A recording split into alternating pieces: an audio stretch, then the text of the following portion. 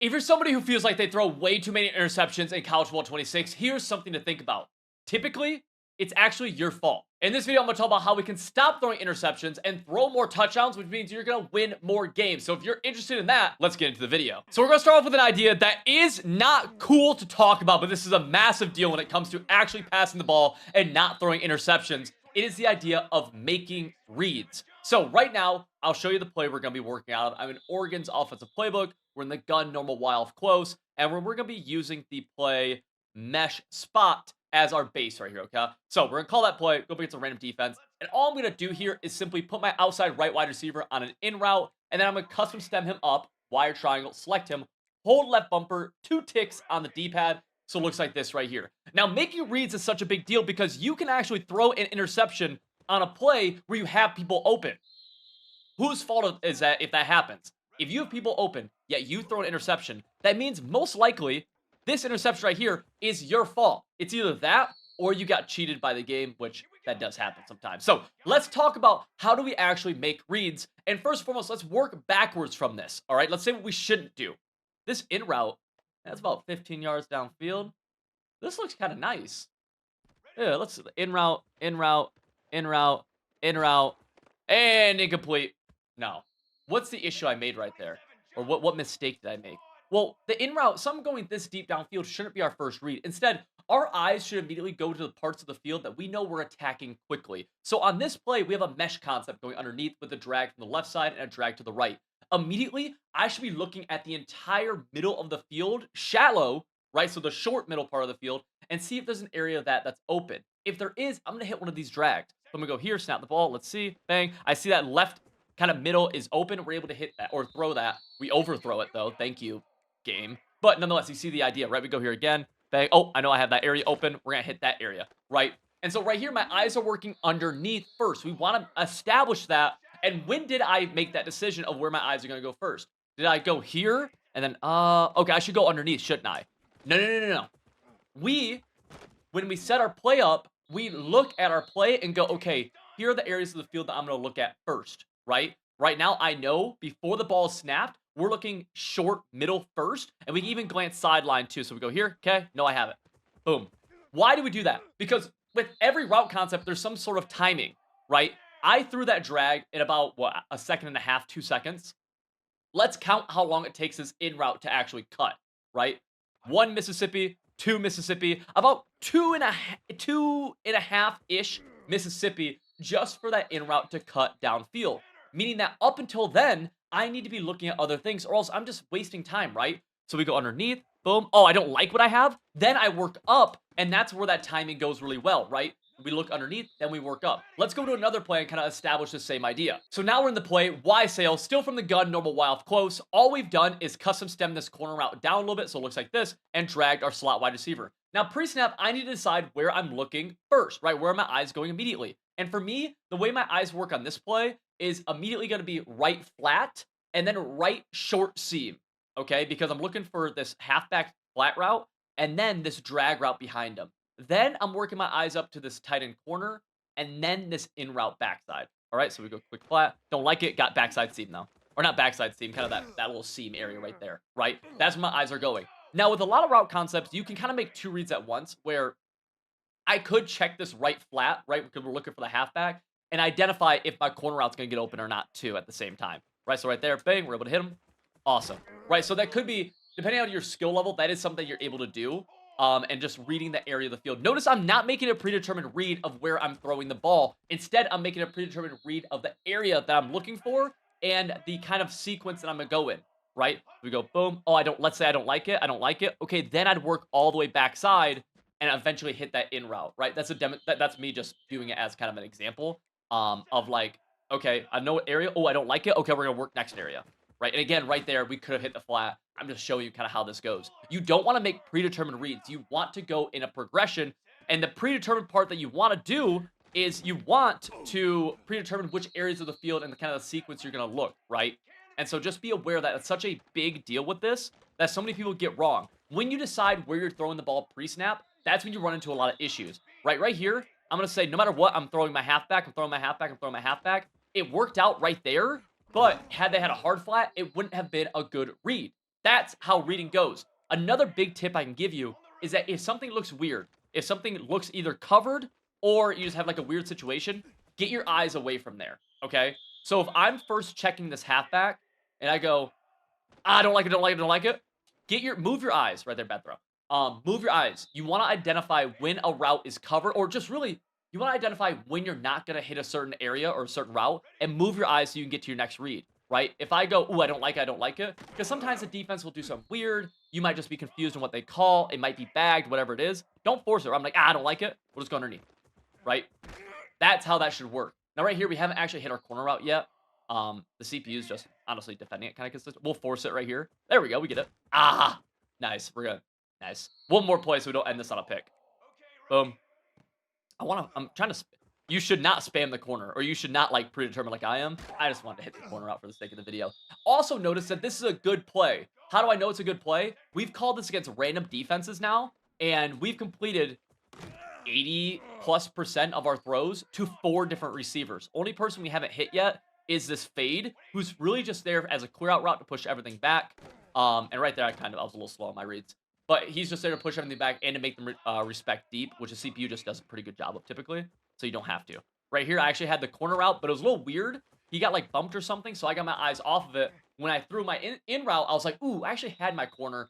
I would take that into the next play and know that. If you got value from this video at all, consider checking out my website, civil.gg, where we have full offensive and defensive guides that are designed to actually help you win more games. And right now, you can use code CIVIL30 and join over 2,000 active members, unlock everything you need to start winning more games for 30% off. Again, the link to that is in the top of the description. You'll have everything you need to actually win. So let's talk about passing and what type of formations that you want to try passing out of. Now, it's just a fact of the matter in college football 26 that when you pass the ball, you probably don't want to be under center, okay? So let's actually look at this a little bit from a real life point of view first. When you see teams that drop or that pass the ball from under center often, almost always it's off of play action, right? Now, if you've played college football 26, Madden at all, you know that play action in these games just isn't great, right? It doesn't do a great job of confusing the defense, of drawing them in, et cetera, et cetera.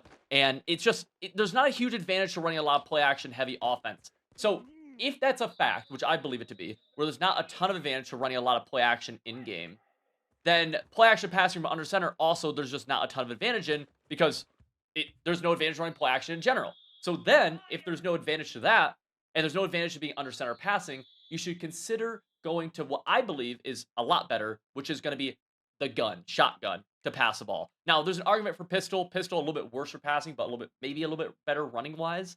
I wouldn't say so, but there's an argument there. In general, though, shotgun is going to be the best bet for running the ball. I think you can run the ball very well at shotgun, and also passing the ball, right? First and foremost, let's say you're playing against a blitz that comes in free.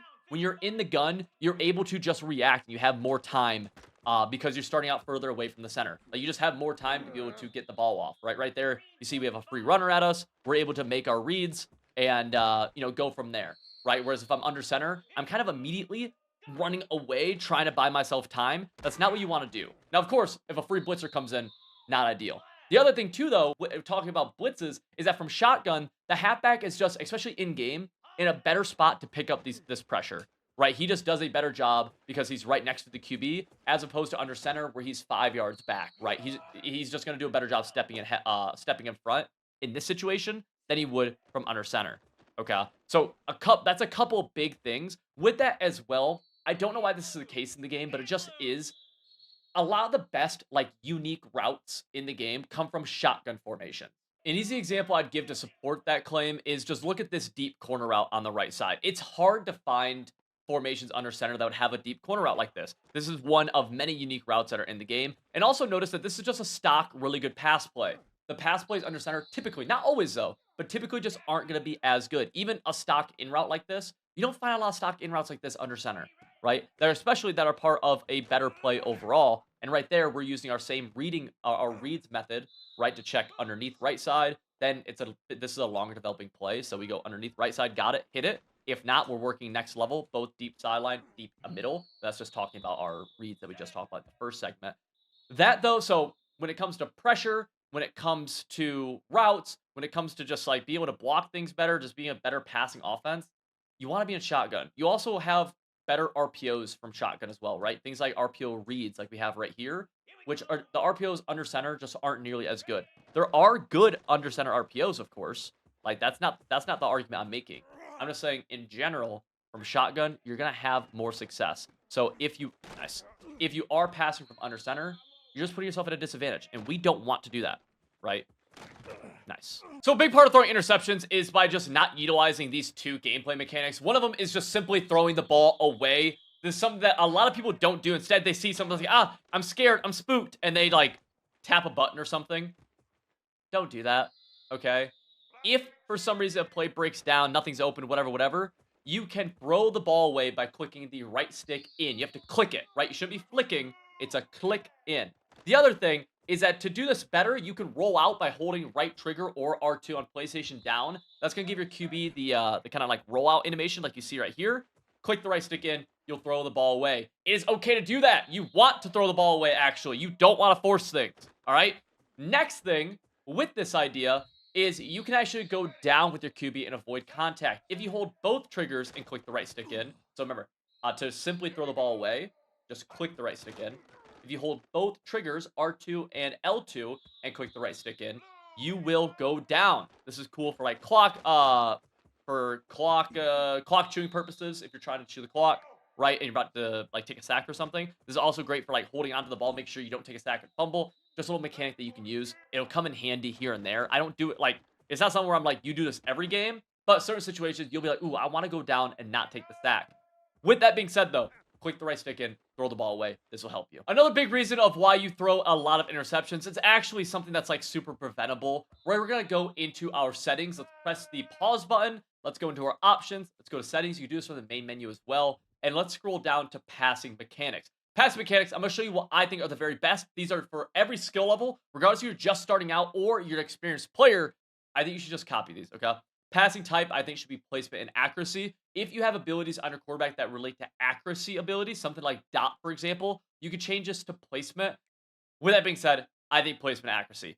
Passing slowdown, turn this off. It only applies to CPU gameplay. Anyways, if you're brand new to the game, you could turn this on. Besides that, if you're not brand new, just keep it off. Pass lead increase, go to none. We don't really use this ever. I haven't pass led it. This is in relation to freeforming, which is with the left trigger. You don't really need to do that in this game.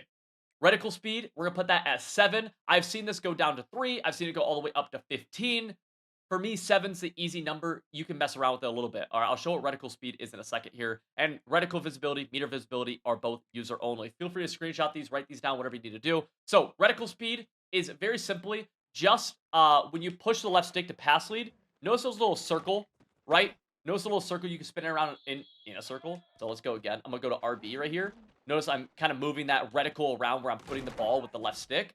Reticle speed is just how quickly that thing moves, right? So if you went reticle speed at 1, this thing would move really slow. If you put it at 20, it would move really fast. I think 7's a really good number for it. This is a big deal because it's going to go into our next segment, or it's going to be used big time in our next segment, which is the idea of pass leading. I'm using the best quarterback in the nation, Arch Manning, to talk about one of the biggest skills in college football 26. If you're good at this, you'll be good at every football video game for the rest of your life. This is pass leading. Right there, you saw me throw a touchdown. This time, guess what? I threw basically interception. Same play, same defense. What was the difference? We'll go again right here. This time, it should be a touchdown. We throw it. Bang. Tutty. This time, it's going to be an incompletion, or if it's not, we're going to ag him. We throw it here. Bang. Boom. Pretty tough throw, right? We caught it, but wasn't a good throw. Should have been incomplete. What's the difference? All comes down to the idea of pass leading. Pass leading is done with the left stick while you are pressing the receiver icon you're throwing the ball to.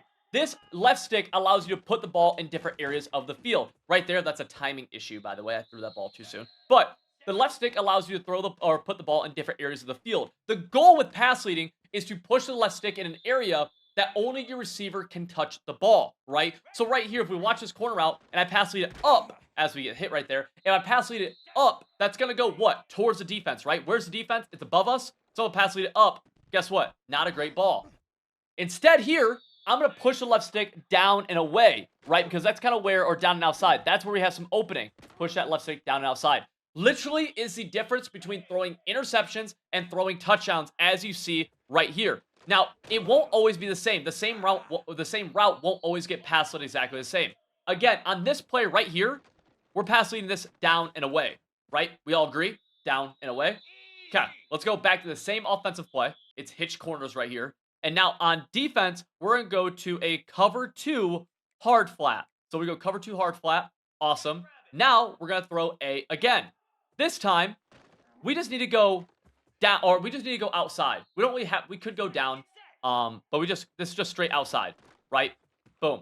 We couldn't go down and up though, but against different defenses, the pass lead's going to be different. We could go down, we could even go down and inside right there if we wanted to, I guess, right?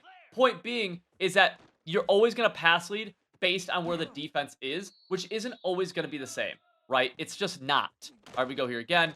Okay, this time, let me actually set up a slightly different route combo to really demonstrate this. We're going to put B on a streak. And here, I'm actually just going to pass lead this down, and I could even go down and up right there, right? Let's go back up a little bit. Now we're going to pass lead this ball. Watch what happens here. We're just going to go up and outside. Why? Because we had space up and outside. That's where the defense wasn't. Then, after you identify where the defense isn't, at that point, you're just trying to pass lead to where you'll get the most yards, right? So that is what pass leading is in a nutshell. This is a massive difference maker. And we can show this again on that route to the left side. Right there, down and outside is where the defense wasn't in that situation. If I pass lead this incorrectly, where I'm going to go up on this pass lead, that is an interception, or pretty much is, right? Everything can be different with pass leading, so it's very important that you get this correct. Right there, pass lead it down. Watch what happens if I pass lead this up, though. All right, right there, pretty easy catch, right? A little bit of contact, but pretty easy catch. This time I pass lead it up, bang, and it's going to be a little bit harder of a catch. You can imagine if that defender was a little bit lower, how there's a big difference there, right? We go here again. Pass lead it down, pretty safe. If I pass lead that up, it could be a little scarier. Pass leading is the key. And if you got value from this video, consider checking out my website, civil.gg. You'll be joining over 2,000 active members, and right now, you get 30% off everything you need to actually start winning more games. The link to that is in the top description.